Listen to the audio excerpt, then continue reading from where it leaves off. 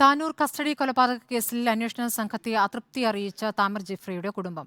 കേസിൽ കാലതാമസമുണ്ടാകുന്നുവെന്നാണ് കുടുംബത്തിന്റെ ആശങ്ക. എന്നാൽ ഉചിതമായ നടപടികൾ വൈകാതെ ഉണ്ടാകുമെന്ന് CBI സംഘം കുടുംബത്തിന് ഉറപ്പ് നൽകി. കേസിൽ പോസ്റ്റ്മോർട്ടം നടപടികൾക്ക് നേതൃത്വം നൽകിയ ഫോറൻസിക് സർജന്റെ മൊഴിയെടുക്കുന്നത് തുടരുകയാണ്. താനൂർ കസ്റ്റഡി കൊലപാതക കേസിൽ തെളിവ് ശേഖരണത്തിന്റെ ഭാഗമായാണ് CBI സംഘം വീണ്ടും മലപ്പുറത്തെത്തിയത്. താമർ ജിഫ്രിയുടെ വീട്ടിലെത്തിയ സംഘം മാതാവിന്റെ മൊഴിയെടുത്തു. മൊഴിയെടുക്കൽ പൂർത്തിയായ ശേഷമാണ് പ്രതികളെ പിടികൂടാത്തതിൽ കുടുംബം CBI സംഘത്തെ അതൃപ്തി അറിയിച്ചത്. എന്നാൽ ഉചിതമായ നടപടികൾ വൈകാതെ ഉണ്ടാകുമെന്ന് കുടുംബത്തിന് CBI സംഘം ഉറപ്പു നൽകി. രാസപരിശോധനാ ഫലങ്ങൾ ലഭിക്കുന്നതോടെ തുടർ നടപടികൾ ഉണ്ടാകുമെന്നാണ് CBIയുടെ വിശദീകരണം. CBI സംഘം മഞ്ചേരി മെഡിക്കൽ കോളേജിലെത്തിയാണ് ഫോറൻസിക് സർജൻ ഡോക്ടർ ഹിതേഷ് ശങ്കറിന്റെ മൊഴിയെടുക്കുന്നത്.